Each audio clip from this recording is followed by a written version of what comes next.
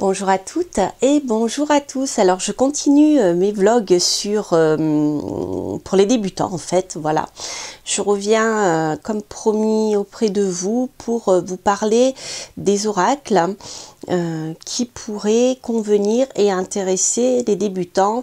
Je vais essayer de voir un petit peu comment dire. Comment vous donner des clés pour rentrer dans ces jeux de manière décontractée et vous expliquer bien voilà les différences qu'il peut y avoir entre ces deux types de jeux, etc. Donc ce sont vraiment des vlogs ici qui s'adressent aux débutants dans les oracles.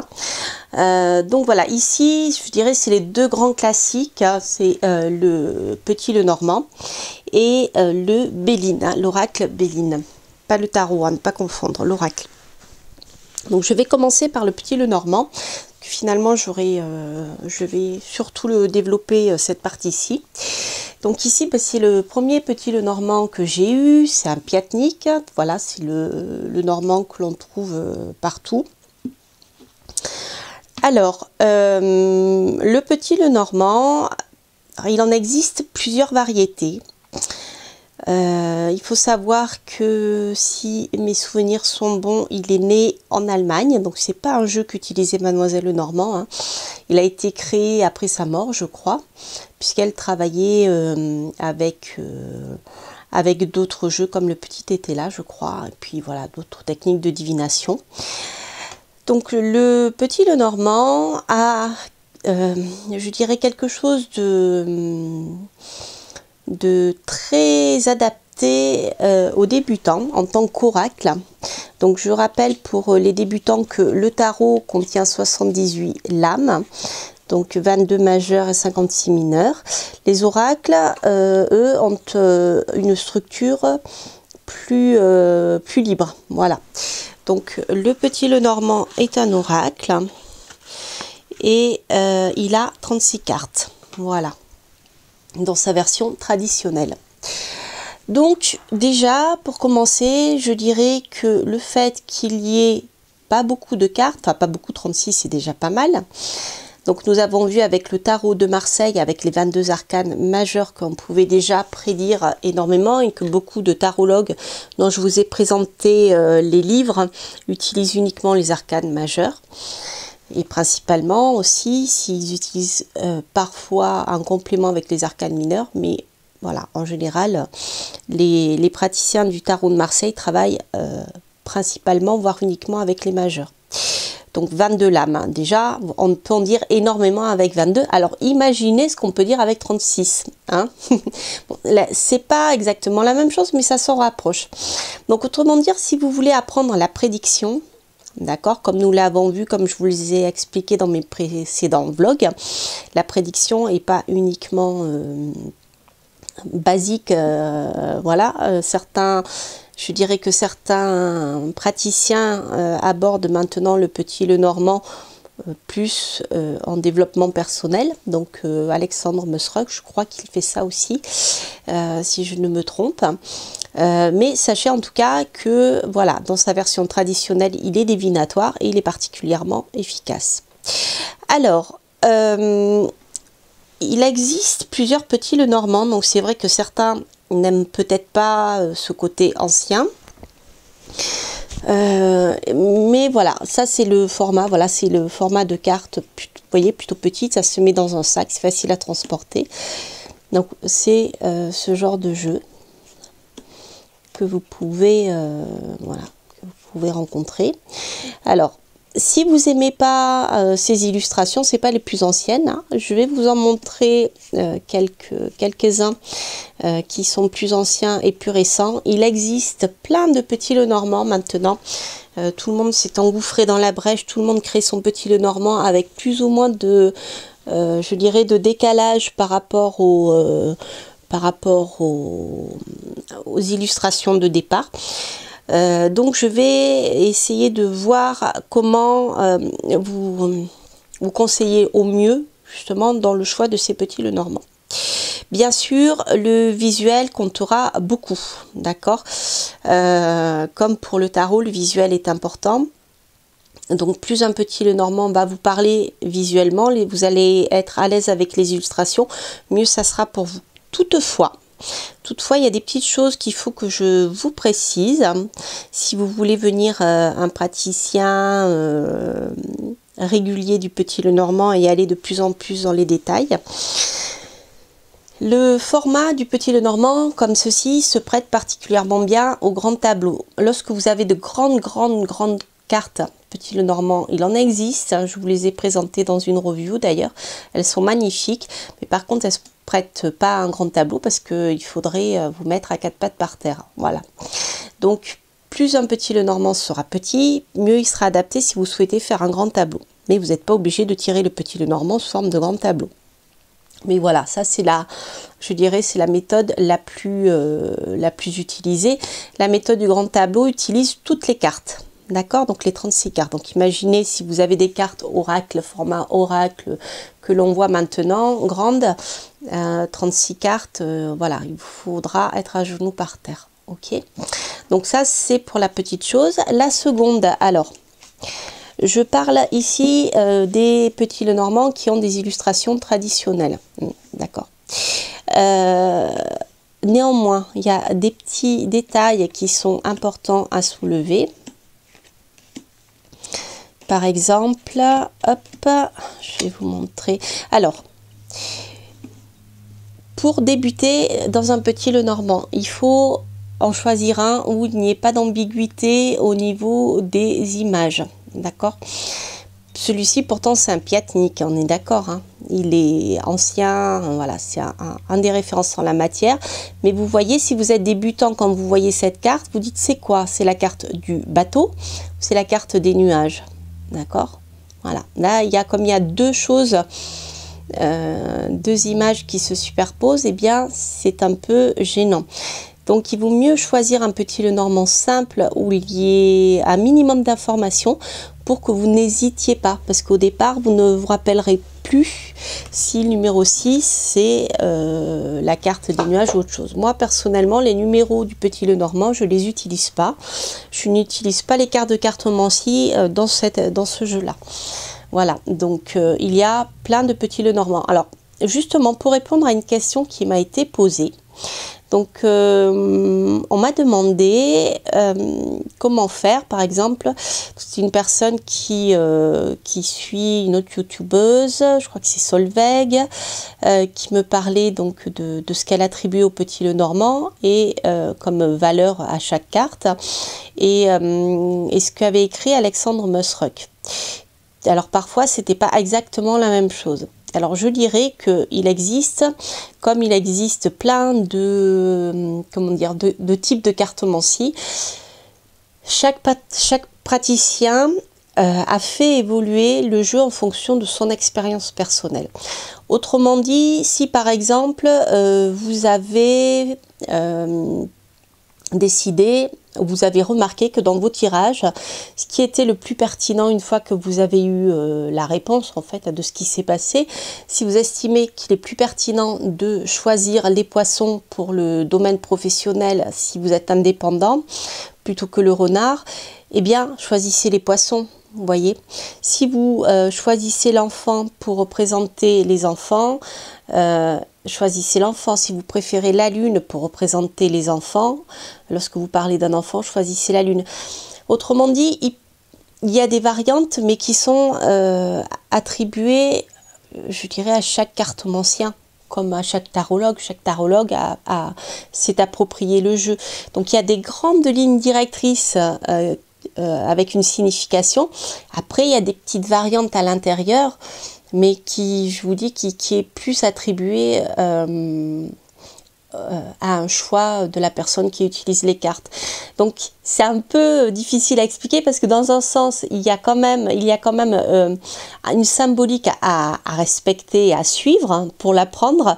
Mais après, bien, avec la pratique, vous pourrez, je dirais, décider si finalement vous préférez choisir le renard pour parler de votre travail indépendant ou les poissons. Vous voyez ce que je veux dire? Voilà. Après, ça, c'est plus tard. Mais déjà pour les débutants, donc choisissez vraiment un jeu où il n'y ait pas d'ambiguïté concernant la représentation. Donc là, le cœur, on l'a. Bon, certes, on a des nuages autour, mais on a quand même le cœur. Là, c'est la verge. Alors, vous verrez, hein, souvent la verge représentée par un balai, mais non, c'est une verge. Donc un balai n'a rien à voir. Qu'est-ce que je pourrais vous dire d'autre ? Oui, au niveau des, voilà, les poissons dont je vous parlais tout à l'heure, au niveau du consultant et de la consultante. Alors, lorsque vous faites un grand tableau et que vous voulez savoir si le consultant et la consultante sont encore capables de communiquer, hein, vous allez regarder s'ils se regardent ou s'ils se tournent le dos. D'accord? Donc là, c'est important. Vous voyez que si je mets mes cartes comme ceci, enfin, si mes cartes sont comme ceci dans le grand tableau, même s'il y a des cartes au milieu, hein, je veux dire, je sais pas, allez, on va prendre celle-ci, la clé, tiens, voilà. Ça tombe bien. Bon, dans le cas d'une question concernant l'avenir d'un couple, si vous avez ceci, par exemple, entouré de cartes positives, hein, bénéfiques, à tendance plutôt positive, avec la clé au milieu, on voit ici que monsieur et madame se regardent. Donc, ils sont encore en train de discuter. Par la discussion, ils vont trouver la solution à leur problème. Vous voyez? Si monsieur et madame se tournent le dos, c'est un peu plus compliqué. D'accord? Après, voilà, tout dépend. Tout dépend s'ils sont sur la même, je dirais sur la même longueur d'onde ou pas. Hein, voilà. Donc, ça, c'est très très important. Alors, je sais que certains cartomanciens ne l'utilisent pas. Nous sommes nombreux à l'utiliser. Donc, voilà. Si vous voulez bien démarrer avec le petit Lenormand, bien choisissez des petits Lenormand déjà où les personnages se regardent ou se tournent le dos en fonction de l'histoire. Qu'est-ce que je voulais vous dire d'autre? Donc là, avec celui-ci, on a, voilà, j'ai dit ce que je voulais. Alors, ensuite, je voulais vous montrer d'autres petits Lenormand. Donc, si par exemple, eh bien, comme je vous le disais, ce visuel du petit Lenormand ne vous plaît pas, vous en avez pléthore. Alors, celui-ci est très sympathique, c'est le Bluebird le dormant, que j'aime beaucoup. Celui-ci est plus fait ancien aussi, et les cartes de cartomancie sont très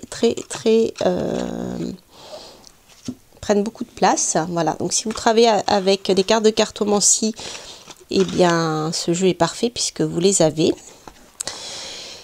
Et il est vraiment typé hein, au niveau, je dirais, de la période. D'accord, là nous sommes plutôt dans l'univers du XVIIIe siècle. Donc il est assez typé et voilà, il faut aimer. Et moi j'aime beaucoup. Vous voyez, il est petit, légèrement plus grand que le Piatnik, mais voilà. Donc vous voyez les personnages, même 18e, 19e, ouais, donc voilà, c'est ça. Plutôt 18e. Donc vous avez ce type de personnage. Vous voyez, les deux personnages ici peuvent se regarder ou se tourner le dos. C'est exactement ce que je vous disais. Alors parfois, dans des petits Lenormand, vous avez deux couples. Voilà. Celui-ci. Donc c'est le cas de celui-ci, vous voyez. Voilà. Donc vous voyez, j'aime bien ce jeu parce que il est simple. Donc on a la faux, les poissons. Alors là, il y a un petit texte, comme il existait un petit texte dans les premiers petits Lenormand.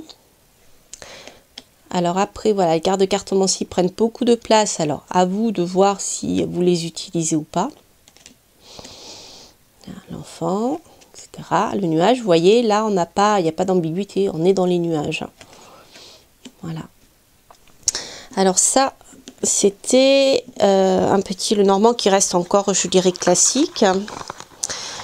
Je crois que j'en ai pas sans carte de cartomancie. Alors, si les cartes de cartomancie ne vous servent pas ou ne vous en servez pas comme moi, en effet, c'est peut-être pas utile de choisir un petit Lenormand avec des cartes de cartomancie. C'est pas forcément nécessaire.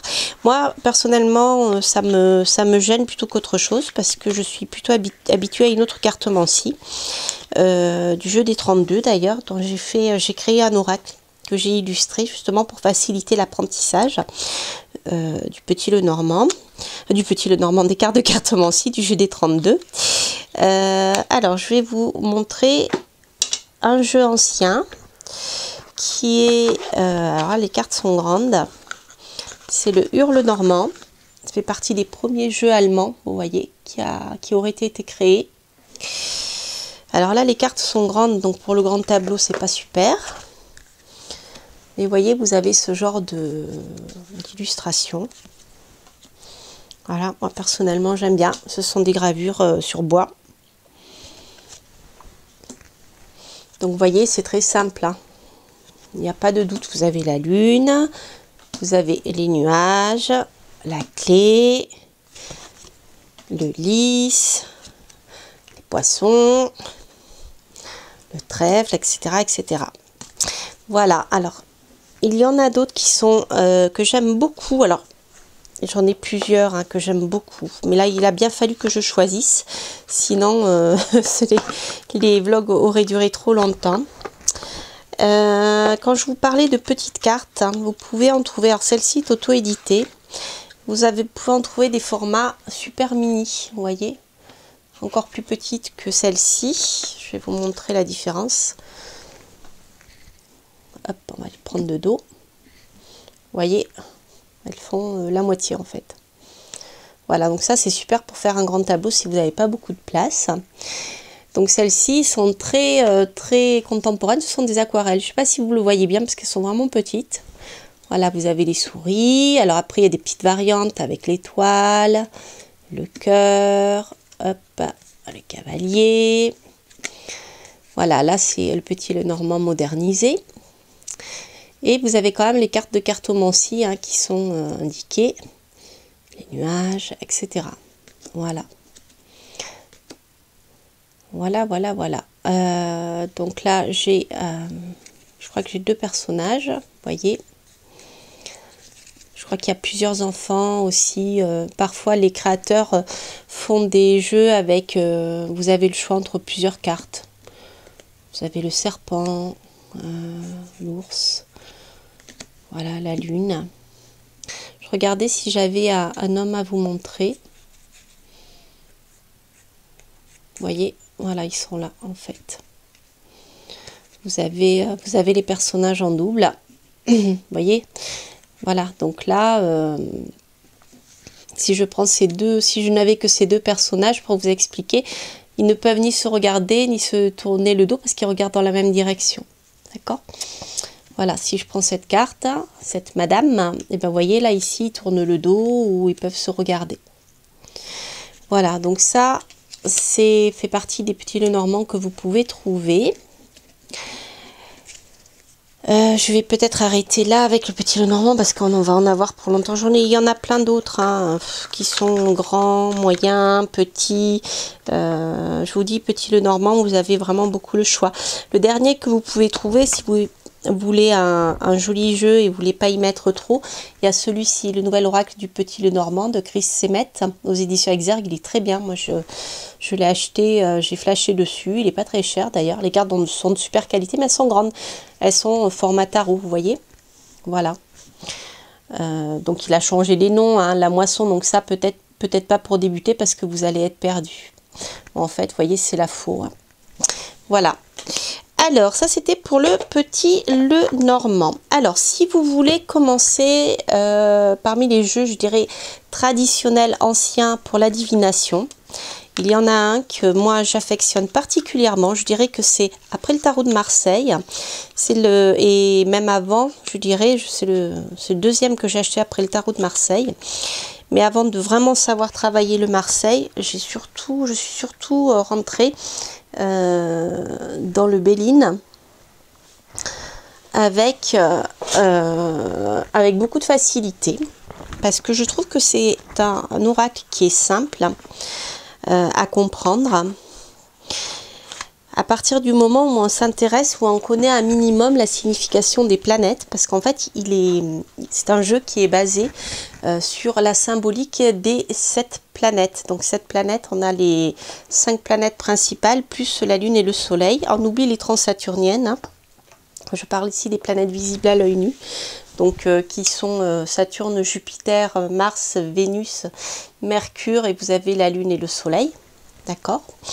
Donc en fait, c'est un oracle qui est basé sur la symbolique de ces planètes-là, et chacune est décortiquée en fait avec un mot-clé. Donc il est facile. Alors, il n'est pas grand, très grand non plus. Vous voyez, les cartes sont faciles à manipuler. Ce ne sont pas des grandes cartes oracles. C'est ce genre de choses. Vous voyez. Donc c'est pareil, hein, ce sont des dessins anciens. Mais vous voyez que voilà, vous avez chaque fois donc un mot-clé avec Saturne. D'accord? Donc c'est un jeu qui est excellent pour la divination parce qu'il est cash. D'accord? Donc il peut faire peur. Parce que bien, si vous faites un tirage et que vous avez beaucoup de Mars et de Saturne, surtout que là, Saturne, il a vraiment, il est allé un maximum sur le côté négatif de Saturne, bien que Saturne ait un côté positif aussi, à part dans la grâce, vous voyez. Mais voilà, avec le mot-clé et avec le symbolisme des planètes, vous pouvez travailler. Par contre, si vous voulez commencer avec Béline, je vous invite vraiment à acheter des livres anciens comme ceux de Colette Sylvestre, autres, qui vont vous expliquer la symbolique de ce jeu et notamment la symbolique des planètes. Alors, normalement, il y a des petits livrets. Hop. Voilà, dans chaque jeu de Béline et avec les méthodes. Donc le petit livret est dense, hein. Même s'il est petit, vous voyez, c'est écrit très très petit. Et vous avez les mots-clés. Vous voyez par exemple la roue dans l'ornière, retard, contretemps, tergiversation, etc. Morte saison, expectative, délai. Voilà, c'est classé par série. Donc il y a 7 cartes pour 7 planètes. Et vous avez une carte de joker en plus. Ce qui fait que cette fois 7,49, il devrait y avoir 50 cartes, je crois. C'est ça, hein, cette fois 7,49, si je ne me trompe pas, plus la carte bleue. Voilà. Alors, j'ai entendu dire que ce jeu faisait peur. Personnellement, moi, il ne m'a jamais fait peur. C'est vrai qu'il fait... Bon, comme les messages sont quand même assez directs, et bien, quand vous voulez savoir si une chose va se passer ou non, bien, vous savez, voilà. Mais des fois, on ne veut pas voir la réponse. Donc, c'est vrai que, voilà, si on ne veut pas avoir la question, comme on dit, il ne faut pas poser la réponse.